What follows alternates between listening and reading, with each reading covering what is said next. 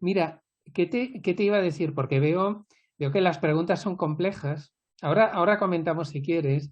Entonces veo que las preguntas son de largo alcance, y alguna cosa te tengo que preguntar también porque no hay cosas que acabo de entender. Estoy viéndolo Y- y, sí, por eso le y- preguntaba si están bien formuladas.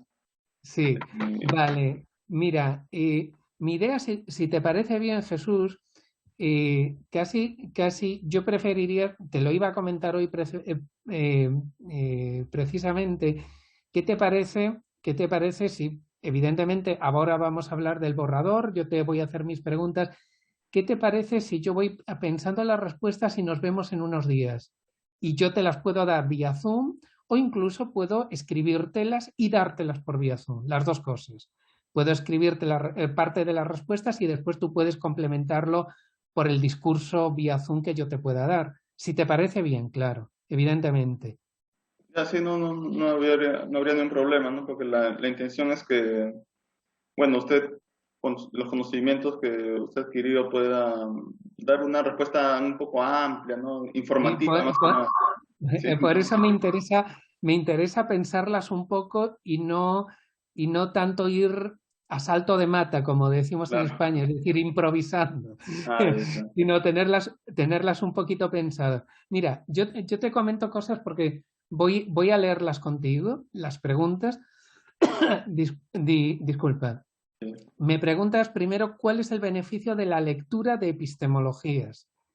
Es sí. decir, supongo que la pregunta más bien vendría a ser, ¿cuál cree usted que es el beneficio de estudiar epistemología? No solo de lecturas en epistemología, sino de estudiarlo, de dedicarse a ello, etcétera, etcétera. Es Claro, precisamente lo que te interesa, ¿verdad? No sí, tanto, no tanto algo tan concreto como lecturas en epistemología, sino algo más claro, sí. general, como qué aporta el estudio de la epistemología. Supongo que dependerá de la persona que tengas en mente. ¿A quién? ¿A un filósofo en general? ¿A una persona que no tiene formación filosófica? ¿A todos ellos? Supongo que buscas la pregunta se podría dividir en varias preguntas. ¿Qué aporta la epistemología a un filósofo? ¿Qué aporta la epistemología a alguien que no tiene formación filosófica? Supongo que son preguntas diferentes, ¿eh? Porque no es lo mismo, Claro. no es lo mismo que puede aportar a un filósofo que puede aportar a un laico, como decimos nosotros, a un lego, a una persona que tiene intereses culturales, pero que no tiene una formación, ni siquiera una formación filosófica en el sentido estricto, y también a lo mejor le puede aportar cosas. Serían esas dos preguntas, ¿verdad? Te- Claro. Vale, Sí. vale, de Yo, acuerdo. yo más que nada estaba pensando así bueno, en el mundo académico más que nada, ¿no? Pero como usted me lo ha mencionado, incluso sería impreciso, ¿no? Porque hay filósofos, literatos, etcétera, ¿no? No, Sí, sí, sí. no me, Incluso no en me el puse a mundo, pensar en eso. sí, incluso en el mundo académico podría ser impreciso. Pues sí, es que eso, de acuerdo con exactamente con qué personaje más o menos tengamos en mente al formular la pregunta, variará la respuesta. Mira, yo te digo, por ejemplo, para un filósofo de profesión la epistemología es nuclear, por poner el caso, es nuclear. Es decir, la epistemología junto a la metafísica, dentro del canon filosófico tradicional, forman parte del corazón mismo, son el núcleo mismo. Es decir, yo no sé si tú recuerdas si has leído alguna vez a Descartes. Pues Descartes ya en el siglo XVII decía, mira, el árbol de la ciencia, decía él, tiene raíces, tiene un tronco y tiene unas ramas, ¿no? Que dan frutos. ¿Cuáles son las raíces? La metafísica y la epistemología. ¿Cuál es el tronco? Las ciencias, la física, por ejemplo. ¿Y cuáles son las ramas? Pues las filosofías aplicadas, por ejemplo, la ética, por poner el caso, o la política. Esas son las ramas. Ahí es donde ves a la filosofía fructificar. Pero realmente, si no hay raíces, no hay frutos. Si no hay raíces, el árbol se muere. Entonces, para un filósofo, la formación epistemológica es el núcleo mismo. Después puede elegir, pero es el núcleo mismo de formación de un filósofo. Otra cosa es para una persona que no sea filósofo de profesión. En ese sentido, ¿qué le puede aportar la epistemología? Pues posiblemente muchas cosas, pero es distinto. Es distinto, la aproximación es diferente. Ahí hay que tratar acerca de, bueno, la epistemología trata acerca de qué es el conocimiento, pues qué valor tiene el conocimiento, qué valor puede tener el conocimiento para Jesús, qué valor puede tener el conocimiento para una persona que acaba una formación de liceo, por poner el caso, qué valor tiene, qué esperanzas tiene, qué tipo de conocimiento desea. Y ese, bueno, habría que planteárselo de otro modo. ¿De acuerdo? Bueno, no te estoy respondiendo, parece que te estoy respondiendo. Tú puedes, usa todo el material que grabes, pero no te estoy realmente respondiendo, sino reflexionando contigo acerca de algún modo del alcance que puede tener la pregunta que planteas, ¿de acuerdo? Y ves que se puede abordar de distintas formas. Por ejemplo, mira, veo la segunda pregunta y me dices, ¿considera que es importante la construcción epistemológica de discursos? Y eso me gustaría saber qué es exactamente lo que estás pensando, porque me parece que no acabo de entender esa pregunta. Qué es eso de la construcción epistemológica de discursos? Bien, como la primera pregunta era más que nada la lectura, y en este caso sería el estudio, ¿no?, de epistemologías. La segunda pregunta estaba más orientada a la producción, en este caso de epistemología, ya no a la lectura, sino a la producción, ¿no? Por eso dije, considera que es importante producir o construir este tipo de discursos o epistemologías. Entonces, no Vale, sé vale, si, sí. no sé si aún resulta también muy complejo. En este caso sería para también orientada hacia esa imprecisión que yo había pensado al inicio, ¿no?, que es en el mundo académico, ¿no? Sí, sí, sí, sí, sí. Mira, pues fíjate, por ejemplo, esta pregunta a mí, de una forma inmediata, ¿sabes? ¿Tú conoces a Richard Rorty o has leído algo de él? Algo así sobre el lenguaje, algo que Sí, recién... exactamente. Pero Rorty, sobre todo, es una persona que él ya murió hace más de una década, pero fue una persona muy polémica en su momento, hace 30, 40 años.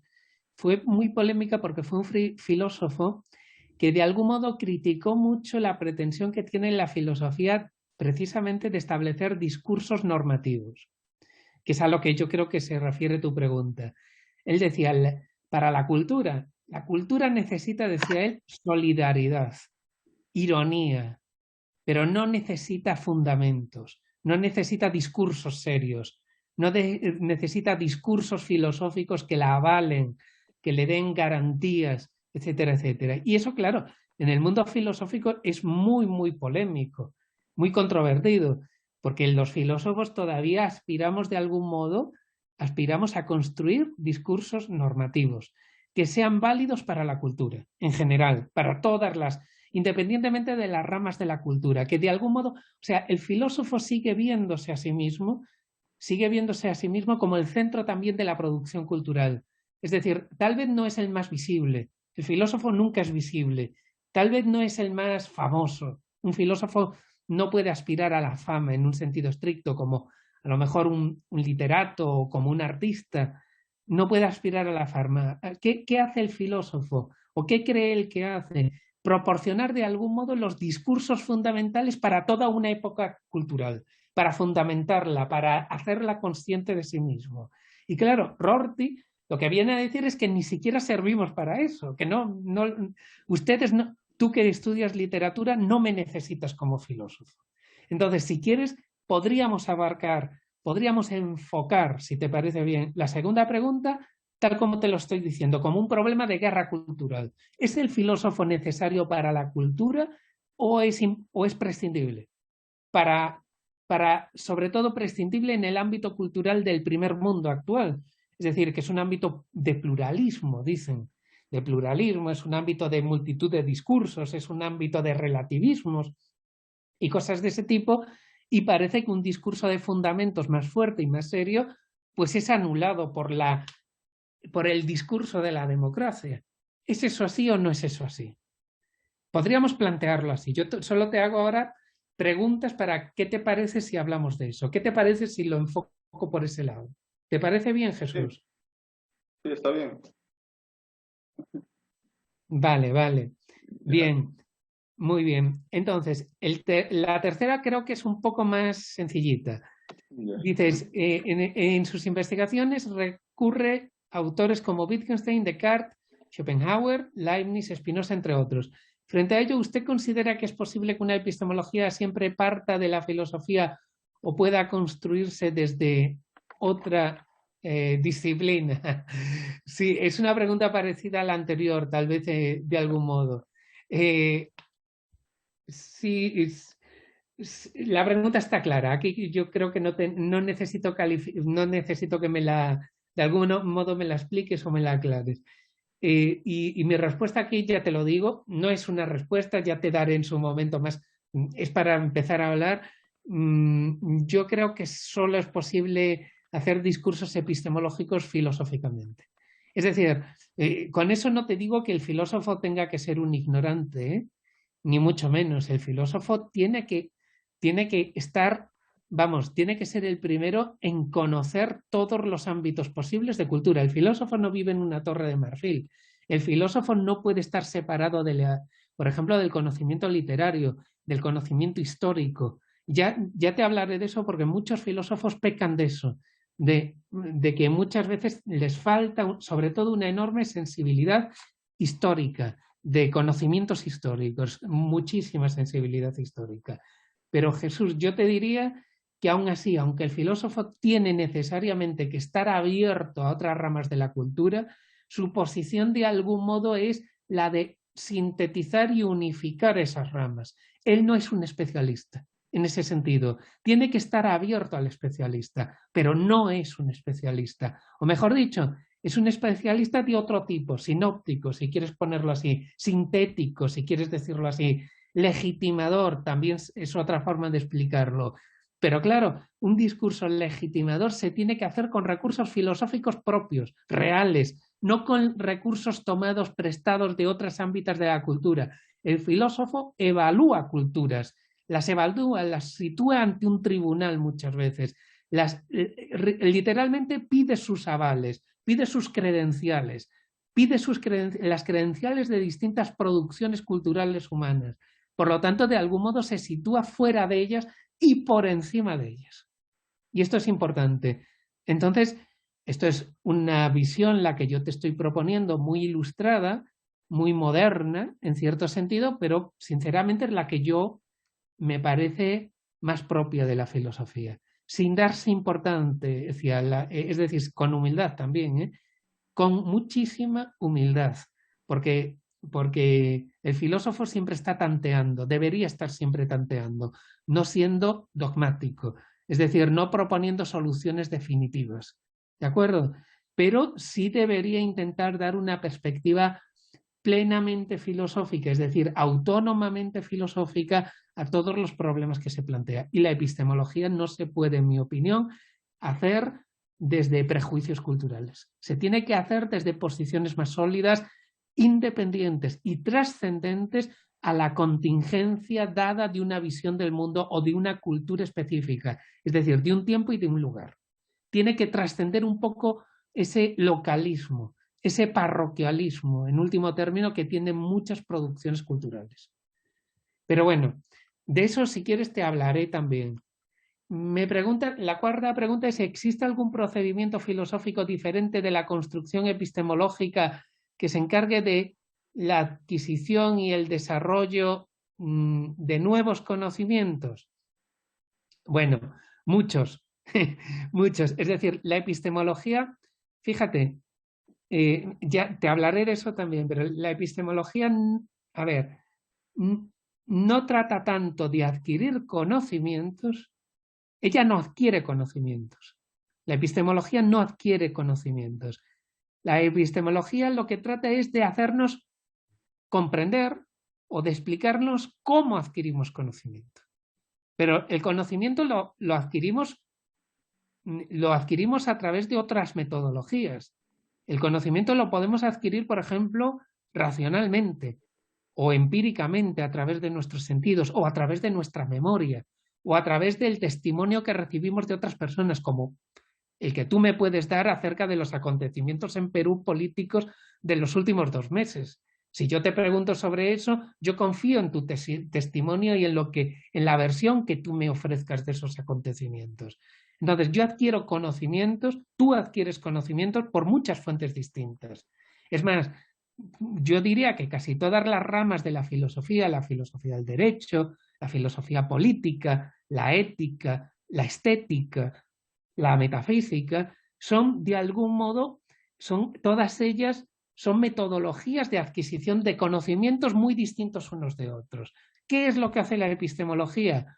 Fundamentalmente, explicarnos cómo se adquirieron esos conocimientos, qué límite tiene esa adquisición de conocimientos, qué límites tiene, hasta dónde llegan esos conocimientos, qué validez tienen, de forma que nos lo podemos apropiar como verdaderos conocimientos, no como prejuicios o no como conocimientos falsos o no como visiones propagandísticas. Es decir, la epistemología no te proporciona a ella conocimiento, sino que estudia qué es conocer y hasta dónde se llega cuando uno conoce, qué límites tiene el conocimiento, qué posibilidades tiene el conocimiento. Entonces, es una disciplina reflexiva, no es una disciplina sustantiva, no proporciona nada, excepto comprensión sobre cómo adquirimos creencias, cómo adquirimos opiniones, cómo adquirimos conocimientos, cómo adquirimos ese tipo de bienes epistémicos. ¿De acuerdo? Esto es importante porque ella misma en ese sentido no es un vehículo de conocimiento, es un vehículo de comprensión del conocimiento. ¿De acuerdo? Pero podemos hablar de esto. Y me dices, en la vida social las personas tendemos a aprender de forma empírica algunas experiencias vitales como el hecho de desenvolverse en público, convivir y sobrevivir. Ante ello, ¿usted considera que existe un vínculo filosófico en estas prácticas humanas? Sí, lo considero. Sí considero que hay elementos que debe estudiar la filosofía. Y las prácticas que nombras me parecen muy importantes, además. Es decir, hay una tendencia muy fuerte en epistemología a ser muy racionalistas. Las prácticas que nombras no son racionalistas, o no necesariamente son racionalistas. Es decir, las prácticas que mencionas son prácticas como dices tú, vitales. Es decir, de algún modo de experiencia vital, no de experiencia como tener percepciones de cosas, sino de experiencia como acumulación de sabiduría de la vida. Y eso es algo que la epistemología tiene que estudiar, y la filosofía. Es decir, hay algunos que dicen, no, eso es como decirlo así, eso no es científico. Eso no es capturable mediante silogismos. Eso no es inferencialmente capturable. Y es muy fácil desde la filosofía y desde epistemología tener esa actitud desdeñosa al sentido común, porque de lo que estás hablando es del sentido común. Yo creo que eso no se puede hacer. Yo creo que la filosofía debería abrirse a experiencias mucho más allá de la propia racionalidad, porque la racionalidad en último término no es última. Es decir, la racionalidad tiene también límites y esos límites no están en una especie de trascendentismo, como quieras llamarlo, en un mundo de la cosa en sí, súper metafísico, ilusorio. No. Están dentro de también cómo nos relacionamos con nosotros mismos y con el mundo que nos rodea. Y nos relacionamos muchas veces prácticamente, es decir, desde un punto de vista práctico, no desde un punto de vista puramente teórico. Eso es lo que se llama, te hablaré de esos cuando nos veamos de nuevo, con esto pensado, esto se llama conocimiento imponderable. Y el conocimiento imponderable, que lo usamos todos, es conocimiento que no es reductible a reglas racionales. Por ejemplo, te pongo un caso. Si yo fuese un crítico literario muy bueno, posiblemente tendría, después de muchos años de entrenamiento, de hacer crítica de literatura, después de muchas lecturas, de algún modo se habría consolidado en mí una capacidad casi inmediata de apreciar qué es una obra válida y qué es una obra inválida, casi con la primera página de lectura simplemente. ¿Merece la pena o no merece la pena? Es decir, es una rapidez de juicio que uno adquiere por hábito, por intuición, por sexto sentido, de algún modo, por apreciación de detalles, pero que después, si quieres formular cuáles son las razones que tú tienes para pensar eso, te cuesta mucho, es muy difícil. Es muy difícil formularlas, casi imposible. Si tú me preguntases, vale, y dime por qué crees que esto es una mala obra de arte, pues yo te podría dar ciertas aproximaciones que te pusiesen de algún modo en camino a entender mi perspectiva, pero no te podría dar razones sólidas que de algún modo produjesen una demostración. Es otro tipo de persuasión, es otro tipo de racionalidad, no digo que más débil, pero sí más de detalles, más, por decirlo así, más de prudencia. La filosofía debe estar abierta al estudio de este tipo de conocimiento. Debe estar abierta. Eso es importantísimo. Pero muchas veces los filósofos somos animales muy dogmáticos y muy reduccionistas. También te lo digo, y por lo tanto solemos ser muy despreciativos respecto al sentido común y a formas de conocimiento que no son subsumibles en reglas. ¿De acuerdo? Entonces, bueno, ya te he dicho unas cuantas cosas, pero son ampliables. Si te parece bien, yo te propongo esto. Tú vete, si quieres, transcribiendo lo que te he dicho ahora en esta media hora, si crees que es oportuno, si hay algo que te ha dado alguna idea y que consideres que es correcto, pero en mi opinión, si te parece bien, podríamos vernos justo dentro de 7 días, el domingo que viene, a la misma hora, en el mismo Zoom que me has mandado hoy, y podemos hablar un rato más, ya con esto más pensado por mi parte, con una serie de líneas que yo pueda de algún modo, ¿cómo decirlo así? Sentarme sobre ellas un poquito más y hablar con un poquito más de pormenor, si te parece bien, Jesús. Sí, Y estamos. te podría mandar también, o te podría dar ese mismo día, una serie de apuntes muy resumidos, pero que te puedan servir a ti de hilo conductor también de cada una de las preguntas, de pequeños apuntes a cada una de las preguntas, para de algún modo que después con el discurso que yo te dé, con las respuestas que te dé, te puedan servir para organizarlas un poco. ¿Te parece eso correcto? Sí, sí, está muy bien. Está muy bien. Vale, muy bien. Entonces, estamos domingo. Hoy es 22, pues si te parece bien el El 29, 29. Sí, está bien. El el domingo 29. 29. Yo tengo un viaje muy grande el 30, pero el 29 yo creo que me vendría bien. Si tengo algún problema, te lo aviso. Te lo Ya, intento avisar y lo pondríamos 3 o 4 días después, porque el viaje que tengo es un viaje de avión transatlántico y lo tengo el lunes 30. Yo creo que el 29 puedo verte, estoy casi seguro, pero si me surge alguna complicación, que puede ser porque estoy en un momento en el que tengo que estar pendiente de 3 o 4 cosas en este momento. Entonces, si me surgiese alguna complicación, yo te aviso un par de días antes y es simplemente retrasarlo 3 días para cuando ya esté yo en mi destino, ¿de acuerdo? Pero que eso, que nos vemos, seguimos hablando de esto y sobre todo te doy un hilo conductor, si te parece bien, Jesús. sí, está bien. Muchas gracias, Madín, por ¿De su acuerdo? apreciación. Espero que esto no te retrase, quiero No, decir. no, no, no hay problema. Es para pensar las cosas un poquito mejor, porque Sí, justo ahora me mandas la entrevista y claro, lo que he hecho ahora fue, ¿qué idea me surge? ¿Qué me viene a la cabeza cuando tú me preguntas eso? Entonces, yo te lo digo a viva voce, ¿no? Te lo digo así, pero también querría como darle un poquito más de estructura, si es posible, o por lo menos cosas que a lo mejor ahora que estoy cansado o que estoy improvisando no me vienen a la mente, pues tener un poquito, una horita de tiempo, 2 horitas de tiempo para meditarlo y que me vengan a la mente, yo poder anotarlo y decirte, pues mira, esto hay que tenerlo en cuenta, o esto otro hay que tenerlo en cuenta, ¿qué te parece esto? Bueno, ese tipo de estructurarlo un poco más y darte el trabajo ya un poco más masticado, porque yo sé que transcribir una entrevista y modelarla es un trabajo enorme.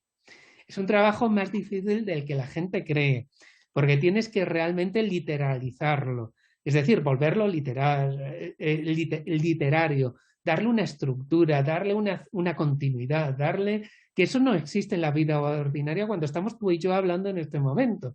Entonces, realmente lo que tienes es que pulir una cosa para un material en bruto para convertirlo en un texto. Y esto no es sencillo, no es nada sencillo. Entonces, si yo puedo ayudarte un poco, pues por lo menos pensándolo yo, digiriéndolo de algún modo, haciendo una pequeña digestión previa yo, que tú después puedas volver a digerir, volver a, de algún modo a moldear, pues mejor, me parece lo más correcto, porque si no puede ser muy caótico todo, ¿comprendes? Sí, muchas Pero gracias bueno, también por su tiempo y ya no, no, por Dios, estamos. faltaba menos. Yo siempre a quien esté interesado en cuestiones de filosofía, pues es un placer hablar de filosofía y discutir filosofía. Entonces, yo te agradezco la oportunidad, no, no eres tú el que me tienes que agradecer el tiempo, te agradezco yo a ti la oportunidad, claro. Y bueno, y así nos conocemos un poco mejor y ya está bien.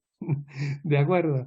¿Qué hora es? Perfecto. ¿Dónde estás? ¿En qué parte de Perú estás? ¿En Lima? Estoy sí, en la capital, en Lima. Acá son las Ajá. 10:34 de la mañana. 10:34. Aquí son las 5:34 de la Ah, tarde. Sí, sí. Y te aseguro que estamos pasando un verano. El principio del verano, julio, no fue caluroso, pero agosto es terrible. Yo estoy sudando ahora, vamos, pero de una forma impresionante. España es muy, muy caliente en verano, muy caliente en verano. Pero bueno, Jesús, ya. si no hay aviso contrario porque me surge un imprevisto, próximo domingo, misma hora, mismo sitio, mismo Zoom, mismo Zoom, y seguimos hablando de esto. ¿De Ya, acuerdo? ya. Listo. Entonces nos estamos viendo hasta la otra. Nos estamos viendo. Cuídate mucho. Gracias. Venga, hasta ahora. Ok. Eh,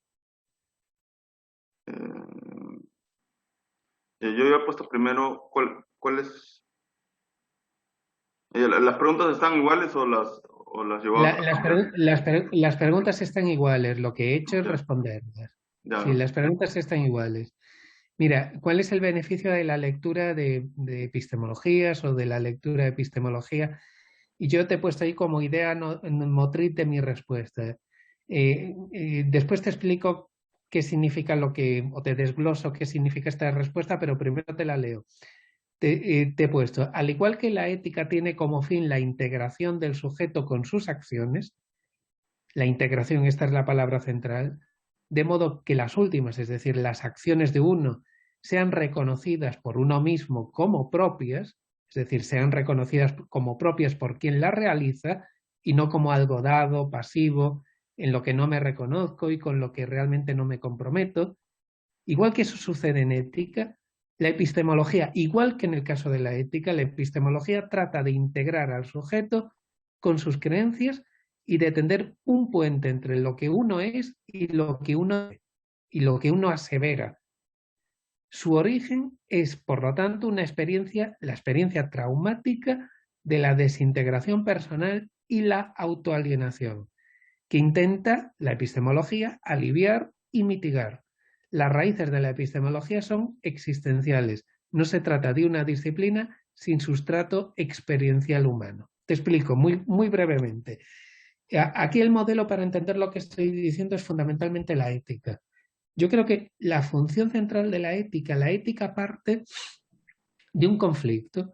Mejor dicho, la ética parte en muchos casos, en casi todos los casos realmente importantes, de una experiencia común que tenemos todos nosotros, Jesús, que es que muchas veces no nos sentimos reconocidos en lo que hacemos o nos sentimos mal con lo que estamos haciendo.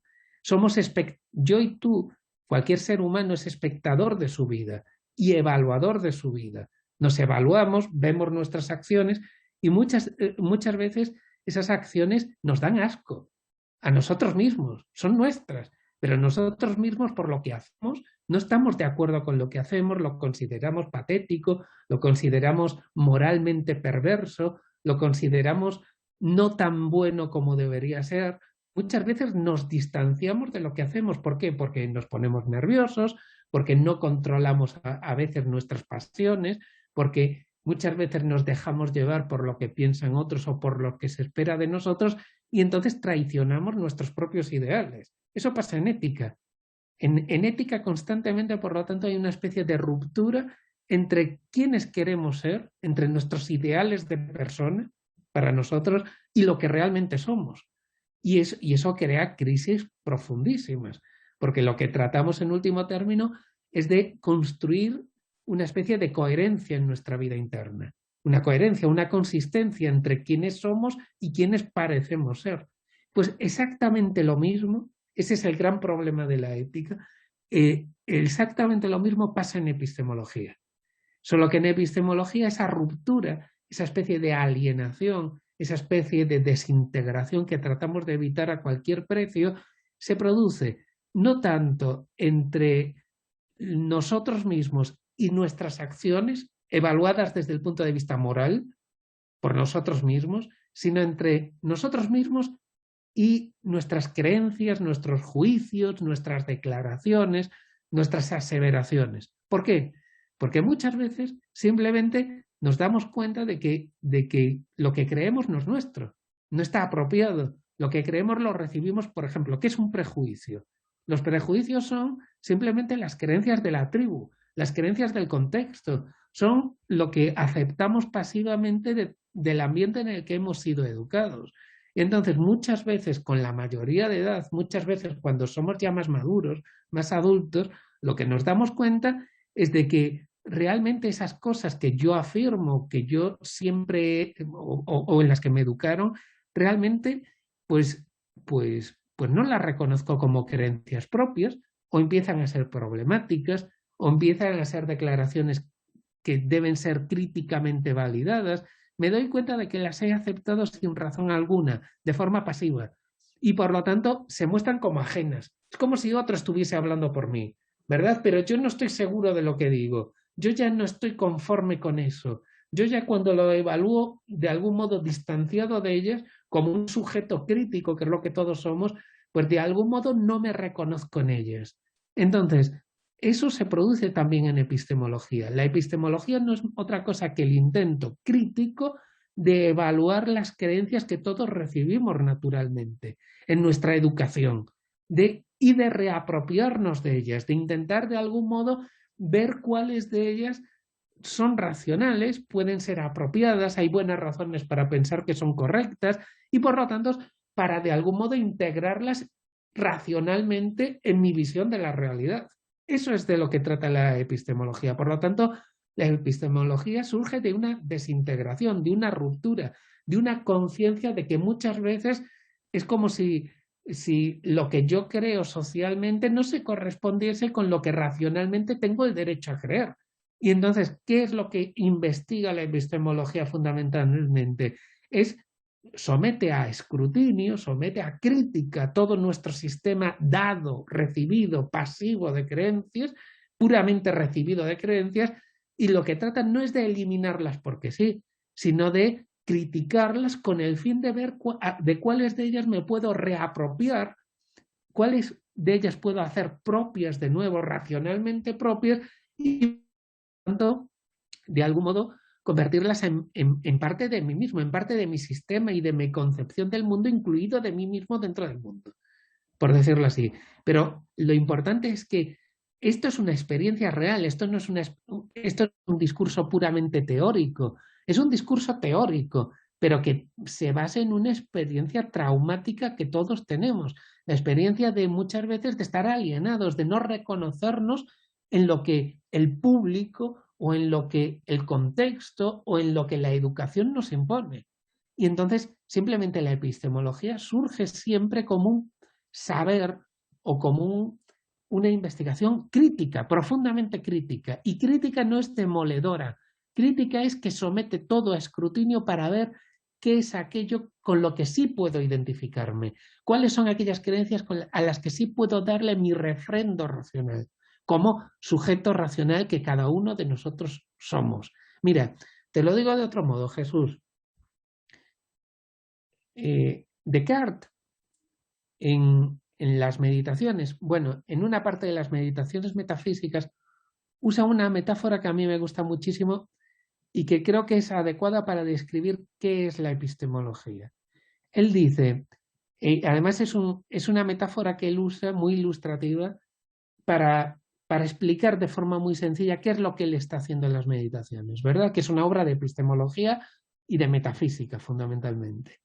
Pues él dice, es como si cada uno de nosotros, cuando después de su educación, en familia, en sociedad, etcétera, etcétera, es como si cada uno de nosotros, nuestra mente fuese como un barril lleno de manzanas, dice él. Un barril lleno de manzanas. Las manzanas son las ideas que hemos adquirido, las creencias que hemos adquirido. Pero imagínate que con la experiencia, muchas veces que abrimos ese barril, que es nuestra mente, y cogemos alguna manzana, de vez en cuando descubrimos que alguna de las manzanas del barril está podrida. Entonces, ¿qué dice Descartes? Dice, si yo dejo las manzanas podridas con las manzanas sanas en el barril, ¿qué va a suceder? Que las podridas van a pudrir a las sanas, van a llenarlas de podrido, van de algún modo a distorsionar. Es como si tuviésemos muchas ideas verdaderas y unas cuantas falsas. Por las falsas al final de algún modo van a contaminar de algún modo a esas ideas verdaderas porque las van a poner en un contexto inadecuado. Entonces, ¿qué es lo que hace el epistemólogo? Lo que hace Descartes. Dice, ¿qué debemos hacer? Coger el barril de manzanas, dice él, vaciarlo y empezar a inspeccionar una a una las manzanas que hemos vaciado a la luz del día.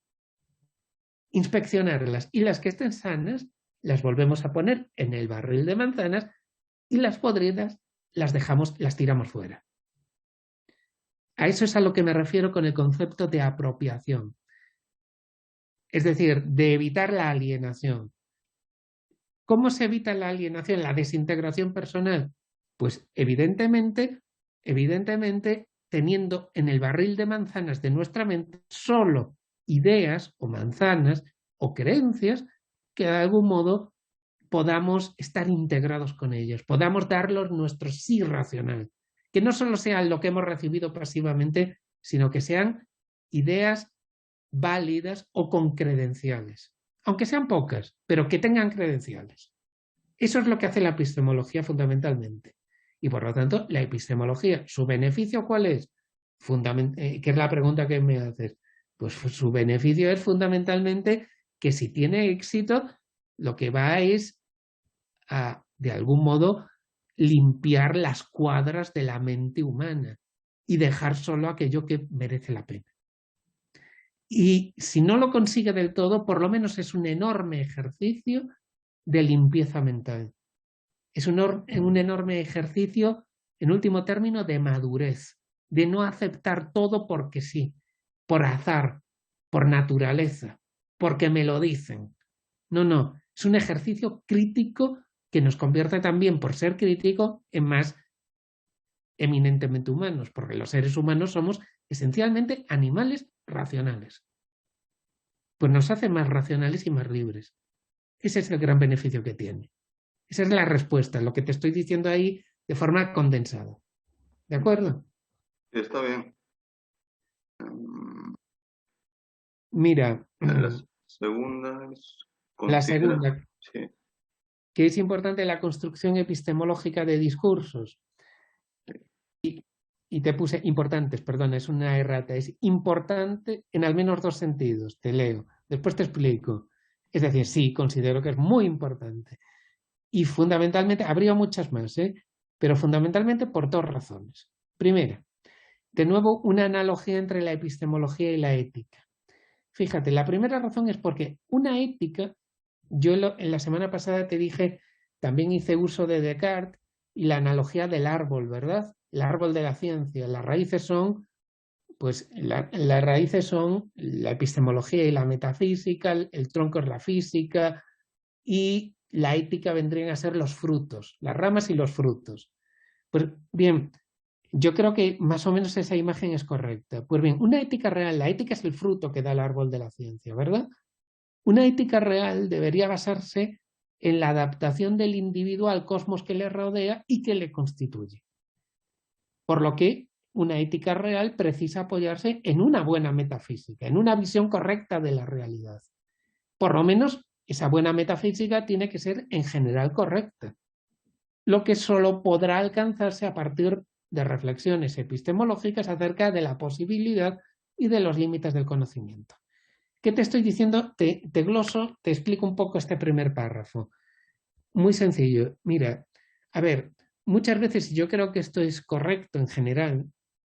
Uno podría decir que un sistema ético, los sistemas éticos que tanto nos importan en filosofía, los sistemas éticos son, en último término, intentos de o recetas para lograr una vida plena. No diría solo una vida feliz, sino una vida plena. Nosotros que somos seres racionales, ¿cómo podemos lograr una vida lo más plena posible? Lo más plena posible dentro de un mundo como el nuestro. El mundo es azaroso, es contingente, está lleno de cosas que uno no puede controlar. El mundo está lleno de dolor y de miseria. El mundo no es un lugar agradable en muchos sentidos. Pues teniendo en cuenta esos límites de la realidad, bien, ¿qué deberíamos hacer? ¿Cómo conseguir una vida lo más plena posible? Y lo más plena no significa llena de placer. Muchas veces lo más pleno es precisamente evitando demasiado el placer. A veces lo más pleno se puede considerar otra cosa muy distinta al placer. Lo más pleno puede ser actuar de acuerdo con tu conciencia, es decir, actuar de forma que tu conciencia no te mate por lo mal que estás haciendo las cosas. Podría ser eso.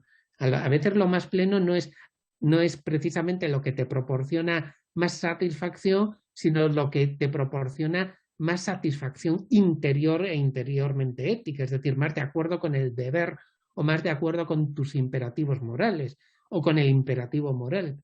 A veces eso puede ser lo pleno, pero en cualquier caso, independientemente de la ética que uno diseñe, que uno tenga, que uno aplique en su vida y cuestiones de ese tipo, independientemente de eso, todo sistema ético literalmente trata de dar de algún modo guías para esa plenitud humana.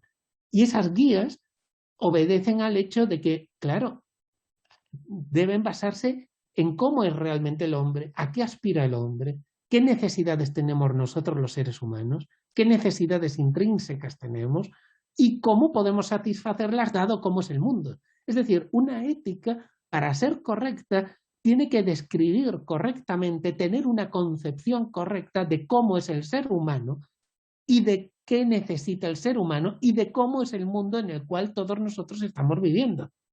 Es decir, una ética no funciona si es falsa, si describe las tendencias humanas falsamente, o las distorsiona, o las reduce, o las elimina parte de ellas. Los malos sistemas éticos fracasan, no llevan a la plenitud humana, no llevan a la felicidad, precisamente porque no se adecúan a qué somos nosotros los seres humanos y cuáles son nuestras potencialidades en el mundo tal como es. Entonces, una ética para ser una ética correcta, tiene que basarse en una descripción, por lo menos en general, correcta de la realidad interna del ser humano y externa del mundo que nos rodea. Y evidentemente, es decir, se basa en una metafísica, pero para poder construir una metafísica necesitamos primero pulir las herramientas para poder hacerlo, pulir las herramientas para poder llegar de algún modo a alcanzar o a palpar o a tener una visión correcta también de la realidad. Y eso es lo que hacemos cuando hacemos epistemología. Cuando hacemos epistemología, igual que cuando hacemos lógica, lo que estamos es puliendo, viendo hasta dónde podemos llegar a conocer la realidad, viendo si es posible conocerla, viendo qué nos permite la realidad en último término, qué tipo de acceso nos permite, y al mismo tiempo conociéndonos a nosotros mismos. Es decir, porque vamos a conocer quiénes somos, vamos a conocer cuáles son nuestras facultades cognitivas, vamos a conocer cuál es nuestra facultad de juicio, cómo opera, qué la constituye, qué condiciones tiene. Y así vamos también posiblemente a lo largo del camino a tener un conocimiento mucho más profundo de qué es ser un ser humano. Eso es básico para construir cualquier sistema filosófico que desemboque en una ética. Por lo tanto, la importancia de la epistemología, fundamental. Sin epistemología, la ética es vacía. Sin epistemología, la metafísica que sostiene a la ética es vacía, arbitraria o un sinsentido. La epistemología es un saber crítico que te permite, en último término, si es que lo consigues, te permite de algún modo tener una visión correcta o lo más correcta posible de ti mismo y de la realidad. Y por lo tanto saber qué puedes esperar de ti mismo y de la realidad que te rodea. Por lo tanto, si la filosofía en su totalidad es sistemática, la epistemología es la base fundamental a partir de la cual esa visión sinóptica y sistemática se puede construir. Eso es lo que te estoy diciendo en ese pequeño párrafo. O sea, importantísimo, fundamental. El núcleo mismo, me atrevería a decir, de la propia investigación filosófica. Esa sería mi primera razón de por qué es importante. La segunda razón, que es un poco más de bajo tono, pero muy importante, no es tan grandiosa en el sentido del concepto de sistema filosófico, pero también es importante. Y pongo críticamente, es decir, la epistemología tiene una función crítica. Críticamente, la epistemología es crucial para la detección, y eso es muy importante a día de hoy, con las fake news y todo esto, para la detección de discursos espurios y propagandísticos, para disminuir la fuerza del hábito y de los prejuicios, para liberarnos de imágenes sin credenciales que nos mantienen presos, para favorecer mediante su ejercicio el desarrollo de la autonomía, para trascender los localismos, es decir, muchas veces las anteojeras que todos tenemos, que vemos muy poquito, estamos solo enfrascados en una especie de terruño, ¿verdad? Vemos de acuerdo con las anteojeras de nuestro tiempo y eso es un localismo. Y los localismos muchas veces nos impiden ver, nos impiden, lo que hacen es atrofiarnos, como si fuese una mala tierra para árboles atrofiados. Y por lo tanto sirve para la epistemología para robustecer el sentido de la racionalidad y de la libertad propias. Esto es muy importante porque realmente un ejercicio epistemológico es un ejercicio de libertad.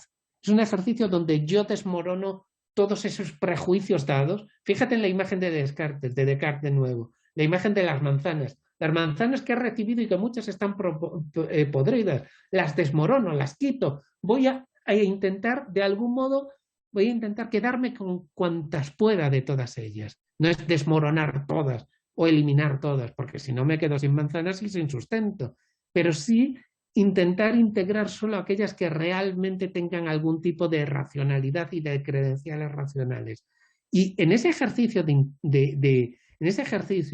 en último término, lo que eliminamos, crecemos muchísimo porque eliminamos la fuerza de los prejuicios, la fuerza de la pasividad, la fuerza del hábito, porque trascendemos esas ojeras, antiojeras que llevamos todos siempre.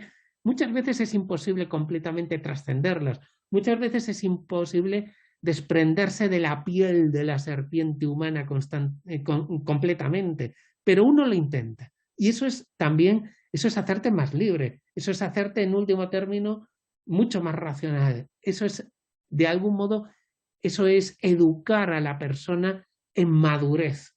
En madurez. Y la madurez empieza por ser crítico con uno mismo, con lo que uno ama, con lo que uno acepta, con tus propios valores y sobre todo eso, contigo mismo, con lo que has aceptado. Eso es la madurez, ser crítico con uno y imponer el ojo de algún modo de la escrutación sobre uno mismo también.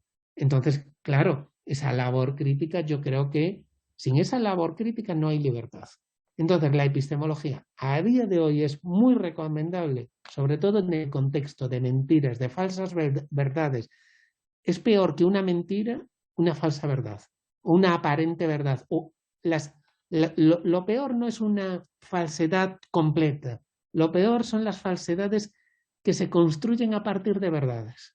Es decir, que tienen gran parte de su corazón es verdadero, pero tienen dentro de la manzana hay un gusano escondido que lo distorsiona todo. Y sin embargo la manzana es apetitosa, ¿verdad?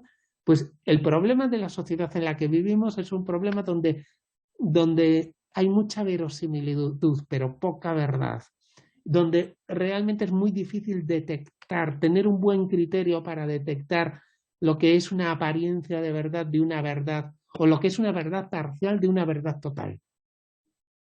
Porque las verdades parciales se presentan como totales y solo son parciales.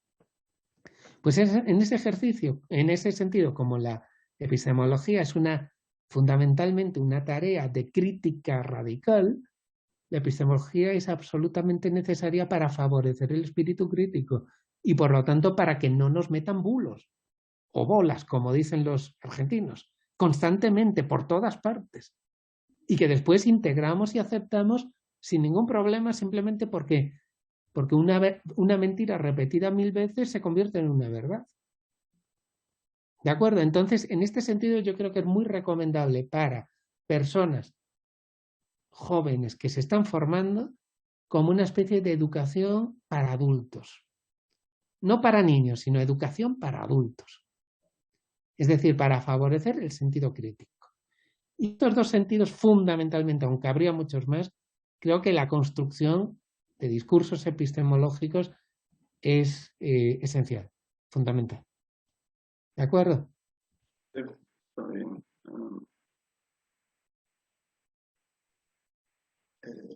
Bueno, la tercera pregunta está relacionada un poco con, bueno, el historial que había visto de sus publicaciones, tanto en Dialnet como en otras fuentes. Y había, bueno, me había percatado de esos autores, ¿no? Había otros más, Sí, claro. Y bueno, sí. Mira, yo te gloso primero, te voy a contestar el primer párrafo que he puesto de respuesta, te lo voy a explicar un poquito, y yo mismo me lo planteé. O sea, recurres a estos autores, y está muy bien. O sea, Jesús lo ha detectado muy bien. Pero yo diría, ¿y por qué recurre Modesto a dichos autores? Esto es a lo que te estoy primero contestando, lo primero que te conté. ¿Y por qué Modesto recurre a dichos autores? Y para responder a eso, ¿por qué recurro? ¿Por qué me gustan esos autores? Entonces te añado también a la lista otros 4 autores que a mí me gustan mucho, tanto o más casi que los que has nombrado. Entonces te añado a Kant, a Fichte, sobre todo a Fichte. Yo soy un fictiano total. Fichte es una versión muy extraña de Descartes y yo como me reconozco cartesiano de algún modo, pues también fictiano. Hegel y Sosa. Sosa porque es también un cartesiano, fundamentalmente. Entonces, añadiría eso, pero sobre todo lo que me interesa contestarte es, ¿y qué tienen todos estos autores en común? Para que me gusten a mí especialmente. Y ahí te lo respondo. Fundamentalmente porque todos ellos consideran que la filosofía, lejos de reducirse a ser un grupo de doctrinas, es una actividad profundamente, actividad, no doctrinas, actividad. No es un conjunto de tesis, la filosofía, no es un tratado, es una actividad vivida como, mira, en este sentido me atrevería a decirte, Jesús, mucho más parecida al arte que a la ciencia. El arte es una actividad, el arte necesita una conexión personal entre el individuo que practica arte, sus necesidades de algún modo y la obra artística, ¿verdad? Y la producción artística. Pues en filosofía lo mismo. Es una actividad profundamente personal. No es simplemente dar tesis, es llegar a alcanzar esas tesis si es que puedes. Es un camino, no es una meta, es un camino, fundamentalmente. Entonces, para todos estos autores, la filosofía es una actividad profundamente personal en cuya realización nadie puede sustituirnos. Es decir, que no me pueden dar, no es como un tratado de física que tú lees las tesis acerca de, yo qué sé, de la teoría general de la relatividad y punto, las lees, las memorizas, las entiendes y ya está, pero las recibes desde fuera. Aquí no, aquí es un ejercicio puramente personal que uno tiene que realizar por sí mismo y que nadie puede sustituirle a uno, reemplazarte en ese ejercicio. Entonces, se trata de un ejercicio, la filosofía de libertad, bajo la guía, aunque nunca bajo la tiranía, del filósofo socrático. El filósofo socrático es un guía, pero no es un individuo que te impone doctrinas, es un individuo que trata de sacar la libertad de ti, que trata de hacer que tú madures por tu cuenta, pero sin imponerte nada, solo ayudándote en tu propio desenvolvimiento libre. Entonces, es un ejercicio de libertad bajo la guía del filósofo socrático que fomenta nuestra autonomía y potencia el ejercicio de una racionalidad, la nuestra, adormecida. Es, por lo tanto, la filosofía el cultivo de dichos ideales, la posibilitación de la transición dificilísima entre el mundo de lo dado, el mundo de la inmadurez, de la infancia, el mundo de lo recibido, y la reflexión radical y crítica. Lo que caracteriza es ese cultivo de ideales, es esa posibilitación de la transición, lo que caracteriza a los autores que me interesan en filosofía. Autores que conciben la filosofía como terapia y como ejercicio personal de reapropiación reflexiva de uno mismo y del mundo.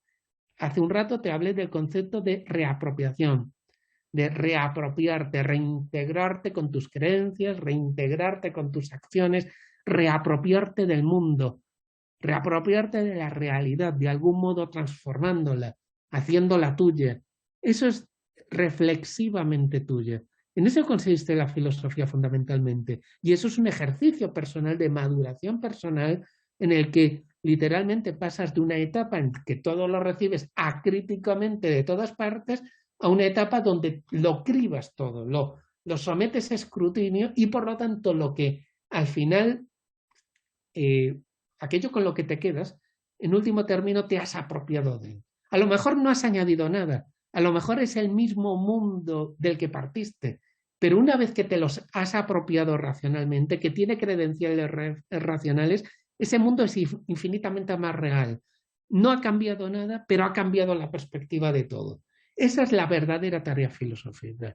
Y esa tarea, y es una tarea evidentemente de educación constante del filósofo respecto a sí mismo y del filósofo respecto a otras personas por realizar este tipo de tarea de integración, tarea de apropiación, tarea de reflexividad de la forma más pura posible y sin ceder al chantaje del hábito, al chantaje de lo dado.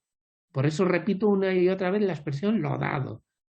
Lo dado es lo que se opone a lo apropiado. Lo apropiado es lo que yo integro activamente en mi sistema de creencias. Lo dado es lo que recibo pasivamente. Lo dado me aliena. Lo dado me corrompe. Lo dado, en último término, viene desde fuera y no me integro con ello. Es como un bofetón, es mecánico, por decirlo así. Sin embargo, la filosofía lo que trata es de superar esa tendencia natural innata de todos los seres humanos a la inercia, es decir, a la aceptación vacua de lo que nos rodea. Por eso me interesan esos filósofos que tú nombras, porque todos tienen una concepción muy similar entre ellos de que la filosofía es esto. No es tanto proporcionar doctrinas, no es tanto eso, como ejercer un tipo de actividad que dura toda la vida y que es una vocación similar a la vocación artística, que no se concluye. ¿De acuerdo?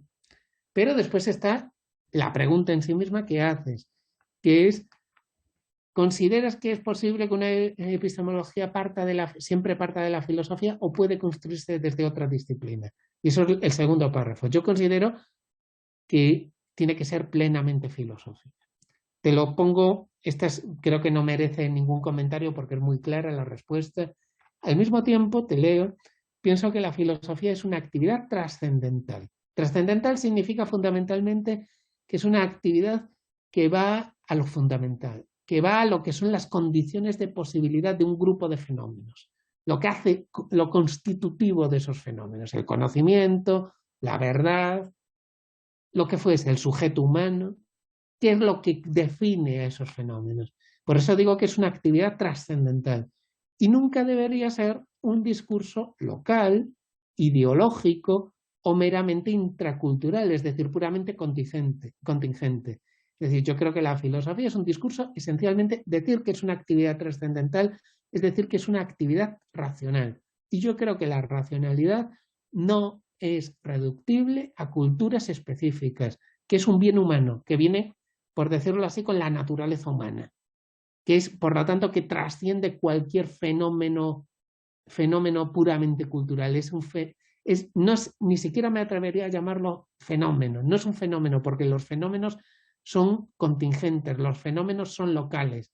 Es la estructura misma de algún modo, de la mente humana y del mundo que podemos conocer humano. La racionalidad es la estructura, es el scaffolding, dicen los ingleses, el andamiaje de lo real y el andamiaje de la mente. Por lo tanto, no es un fenómeno, entre otras cosas, no es contingente, no es un hecho cultural que si pasamos de una cultura a otra varía. No. es lo que de algún modo lo previo a las culturas, lo que no, una estructura que no ha sido creada de algún modo arbitrariamente. Entonces, como yo pienso que eso es la filosofía, creo que en el caso de la epistemología, sus objetos de estudio son tan fundamentales, al ser trascendental. Por ejemplo, te pongo dos ejemplos. Uno de sus objetos de estudios es la naturaleza, los límites y el valor del conocimiento. Otro es las raíces de la creencia, por ejemplo. No solo el conocimiento es objeto de estudio de la epistemología, también qué significa creer, qué es tener una creencia, qué es tener una opinión. Las raíces de la creencia, por ejemplo, es un tema epistemológico, su racionalidad, es decir, si nuestras creencias son racionales, o la existencia de formas de racionalidad que trasciendan la racionalidad teórica. Esos son problemas típicos de la epistemología. Entonces, lo que te digo con estos ejemplos es que son problemas tan fundamentales que no debería confundirse la epistemología con una disciplina parafilosófica o extrafilosófica, es decir, puramente cultural. ¿Por qué? Porque son problemas de la propia racionalidad, me atrevería a decirlo así. Por lo tanto, no son problemas puramente culturales que hoy están de moda y mañana no, o que están de moda en una cultura y de algún modo son importantes para esa cultura o para ese sistema de concepción del mundo, pero no para otros. No, no, no, no, son transversales a distintas culturas. Y por eso creo que la epistemología solo puede ser una disciplina filosófica por ese carácter universalista que tiene la filosofía, no culturalista. Y otra cosa, te pongo de comentario, otra cosa es que pueda aplicarse la epistemología a áreas particulares. Sí puede hacerse, con reglas de constitución particulares. Pero estas son aplicaciones enraizadas en una visión sinóptica fundamental, sin la cual se trataría de meros destellos puntillistas. Lo que te quiero decir con esto es que primero tienes que tener de algún modo una concepción del conocimiento para poder hablar de distintos tipos de conocimiento. Primero tienes que tener una concepción de la racionalidad o de la normatividad para poder hablar de distintas formas de normatividad, porque hay distintas formas de normatividad. Primero tienes que tener de algún modo una visión general, universal, lo más universal posible, de determinadas cuestiones epistemológicas para después poder aplicarlas a áreas concretas de investigación. Entonces, ¿la epistemología es aplicable a formas concretas de discurso? Sí. Y bienvenidas sean esas aplicaciones. Pero eso no significa desenraizarlas de su raíz filosófica. Todo lo contrario, es trasladar esa raíz filosófica, nutrir a partir de ella distintas ramas de la actividad humana, desde la literatura a la ciencia dura. ¿De acuerdo?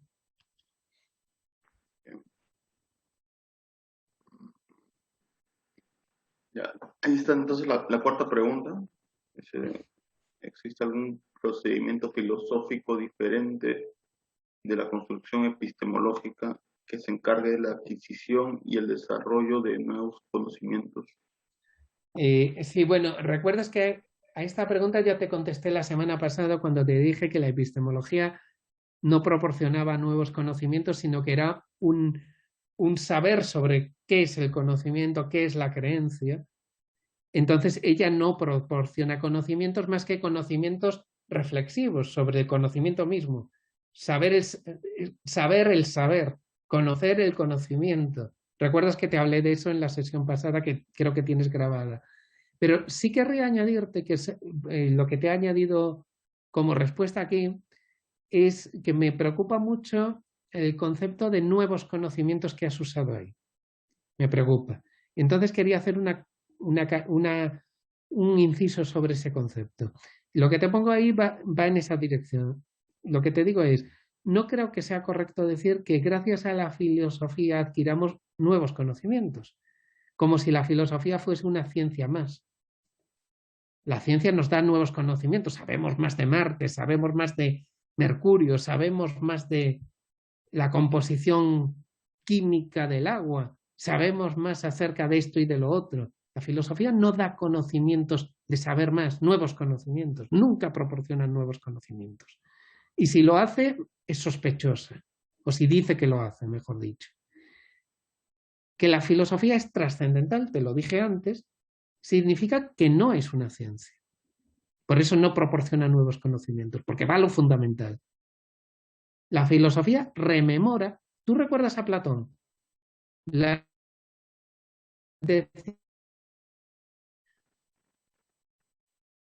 filosofía era un acto de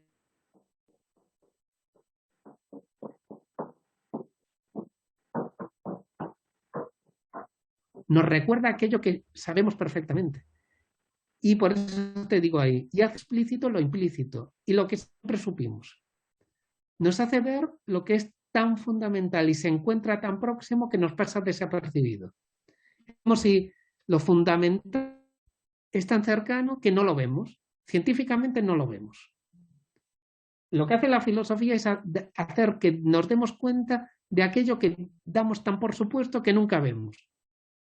Porque es de algún modo, es como los ojos, ¿verdad? La filosofía lo que hace es cobrar conciencia de mis ojos, ojos que no puedo ver, pero que me permiten ver todo. Pues pasa exactamente lo mismo con la filosofía. La filosofía estudia aquello que es lo más fundamental y que por ser lo más fundamental nunca aparece a la vista. Y por lo tanto no puede ser cognoscible científicamente. Entonces te digo, nos hace ver lo que es tan fundamental y se encuentra tan próximo que nos pasa desapercibido. La filosofía no añade nada nuevo, pero cambia la perspectiva de tal modo que sin añadir nada, nada es lo mismo. Todo cambia. Eso es, de nuevo, el concepto que te dije antes de reapropiación. Con la reapropiación de las manzanas del barril, las manzanas no cambian, pero están sanas. Siguiendo la metáfora, ¿verdad? No ha habido ningún cambio, no ha habido un añadido de manzanas. Y sin embargo, las manzanas son diferentes. Lo que te quiero decir con esto es muy... Mira, te lo voy a poner con un ejemplo, Jesús, que es un ejemplo que a mí me parece traumático y dramático. De algún modo es, por ejemplo, el concepto de subjetividad, el concepto humano de subjetividad. Tú eres un sujeto humano, yo soy un sujeto humano. ¿Qué significa ser un sujeto? Pues si tú haces esa pregunta a la ciencia, lo que te va a hacer es una descripción, por ejemplo, de tus hábitos, de los míos, de mi cuerpo, de mi biología, de mi ambiente, tal vez, de mis pasiones, de mis emociones, cosas de ese tipo. Te puede dar una descripción concreta incluso de todo lo que pasa como si fuese un cinematógrafo por la cabeza de Modesto en este momento. Pero ¿es eso la subjetividad? ¿Es eso el ser yo? ¿Es eso el concepto de yo? ¿Ese es el concepto de sujeto humano? ¿Es el sujeto humano aprehensible como si fuese algo a lo que puedes señalar, como un hecho entre hechos? La subjetividad no se capta como si fuese un objeto entre objetos, no se capta como si fuese algo, una cosa entre cosas. Yo puedo captar desde mi punto de vista objetivo y científico representacional tus gestos en este momento, puedo describir tu rostro, pero no tengo acceso a lo que es el núcleo íntimo de algún modo de tu ser un ser humano. Y viceversa. Igual que no tengo acceso a lo que es mi subjetividad fundamental, simplemente por ver lo que puede pasar por mi cabeza. Como si fuese un espectador que dice, ah, mira, aquí estoy pensando en esto, aquí en otro. Eso es como si yo me relacionase conmigo mismo como si yo fuese otro. Como si fuese otro el que está mirando, o como si fuese Dios el que está mirando dentro de lo que pasa por mi cabeza. Yo no me relaciono conmigo mismo como si yo fuese un espectador de mí mismo. Y la ciencia es fundamentalmente, es una concepción o se basa en presentista y objetivista especular de la realidad. Pues bien, la filosofía lo que trata de captar son esos elementos que son los más importantes, que no son capturables o captables desde un punto de vista de objetos porque no son objetos. Son otra cosa. Son trascendentales. La subjetividad es trascendental. La libertad humana tampoco es una cosa que yo pueda señalar frente a otras. Mira, mira, es esto. No, no. Y sin embargo, sí es algo. Pero ese algo no tiene reidad, no es una cosa. Es algo y no es nada. pero no es algo que se pueda señalar. De eso es lo que nos rememora, de eso nos recuerda la actividad filosófica. ¿De acuerdo? Por eso, cuidado con lo de los nuevos conocimientos. Un nuevo conocimiento siempre es un dato, un hecho, un objeto que se puede señalar. La filosofía no te da objetos, te da cambios completos gestálticos, como los cambios de Gestalt. Cambia completamente, sin cambiar ningún elemento, sin darte elementos nuevos en una pintura, cambia tu forma de ver la pintura completamente. Y nada ha cambiado, y sin embargo, todo ha cambiado. ¿Tú sabes lo de la famosa figura gestáltica del pato conejo? De Jastrow, un psicólogo. Es una figura que la misma figura la puedes ver como un pato o como un conejo. Y hay gente que no es capaz, que la ve como un pato y no es capaz de verla como un conejo. Y a la inversa. Y hay gente que no la ve ni como un pato ni como un conejo. Pues entrar en filosofía muchas veces es parecido a eso, solo que grandes sistemas es la concepción que tienes de la realidad. Es decir, cambia completamente el perfil, puede cambiar completamente el perfil de la realidad que tienes y sin embargo no se te ha dado ningún dato. Es como en el caso también de las conversiones religiosas. Muchas veces las conversiones religiosas no se basan en datos nuevos, se basan en experiencias que transforman radicalmente tu punto de vista sobre los mismos datos. No hay nuevos datos, hay simplemente un cambio de perspectiva tan radical que cambia todo. Pues en filosofía pasa algo parecido. Se producen cambios gestálticos de perspectiva, conversiones de algún modo, que lo cambian todo sin cambiar ningún elemento del dibujo, por decirlo así, de los puntos del dibujo. ¿De acuerdo? Por eso también significa que la filosofía es trascendental, no es empírica, no da nuevos datos, ni quita datos, los interpreta de otra forma. ¿De acuerdo? Y pasamos, si te parece, a la quinta ya última. Sí. En la vida social, las personas tendemos a aprender de forma empírica algunas experiencias vitales, como el hecho de desenvolverse en público, convivir y sobrevivir. Ante ello, ¿usted considera que existe un vínculo filosófico en estas prácticas humanas? Sí, y lo que te he escrito ahí, en estos dos sencillos párrafos, pero creo que más o menos ya creo que en todo el discurso que te he dado que los entiendes perfectamente, la respuesta es positiva. O sea, sí creo, en la primera parte sí creo que hay un vínculo entre la filosofía y la actividad humana. Lo que te he dicho al principio, te dije, la filosofía es una actividad existencial porque está enraizada en experiencias reales. La experiencia de alienación, la experiencia de no sentirme yo mismo, la experiencia de sentirte ajeno al mundo que te ha tocado, de sentirte ajeno a, yo qué sé, como cuando se produce una crisis de sentido, cuando estás haciendo cosas y ya no te dicen nada, cuando estás trabajando y ya ese trabajo se vuelve laborioso, mecánico, automatizado, cosas así, esas son experiencias reales. La experiencia literalmente de crisis existencial es la experiencia básica a partir de la cual se nutre la filosofía y lo que da vida a la filosofía. Es decir, si tu pregunta es, ¿existe un vínculo entre la filosofía y lo que es la vida humana real? Total. Sin vida humana real en el sentido más, además en el sentido más traumático del término, la filosofía no tendría sentido. Eso es lo que te digo en el primer párrafo. La dimensión existencial y práctica nutre, como ya te he señalado o he explicado hoy, nutre de vida a la actividad filosófica. Ocupa, por tanto, el centro mismo de la filosofía, de modo que lo intersubjetivo, lo subjetivo y lo objetivo se codeterminan en el corazón de la experiencia humana.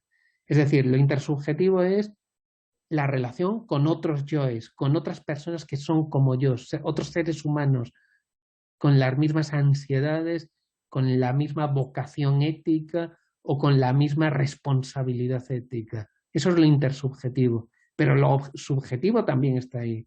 La experiencia de trauma, la experiencia en último término, de ruptura personal. Y lo objetivo también, lo que hemos mencionado, el objetivo es la relación con el mundo. ¿Y qué pasa cuando el mundo se siente como distante?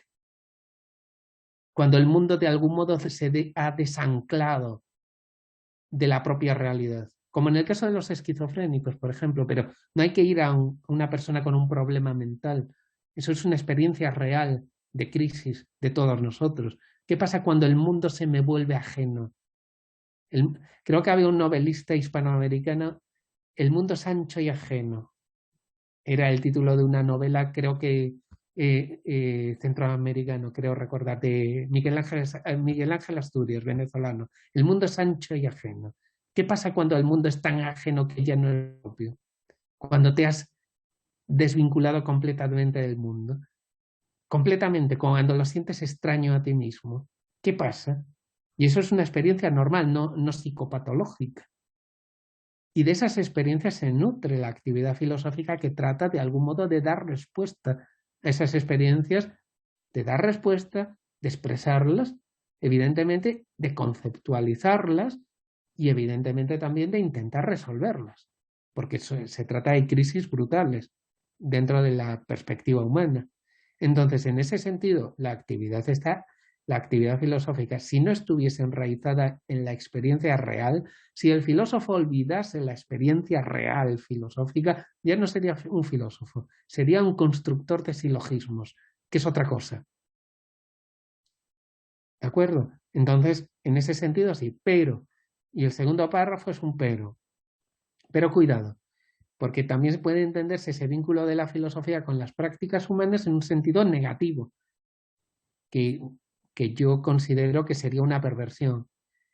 Y por eso te puse ese párrafo. Pero la filosofía degenera fácilmente en la sombra que siempre acompaña a la filosofía. La filosofía es como una figura, como un cuerpo humano que siempre lleva una sombra pegada a ella. Y es la sombra de la sofística. Y es la gran tentación de todos los filósofos, convertirse en charlatanes. Todos en algún momento tenemos esa tentación en filosofía. Nos atrae mucho la verborrea, el aplauso del público. Y vendemos cualquier cosa por el aplauso, la fama, los honores, sobre todo la fama, el aplaudir, el sentir que tu ego se ha inflado, porque te han aplaudido. Entonces, eso es un problema, eso es otra dimensión práctica. Muchas veces el filósofo tiene una dimensión práctica a costa o al precio precisamente de haber prostituido la filosofía, de haberla convertido en un discurso facilongo para vender o para tener discípulos o para tener fama, fundamentalmente.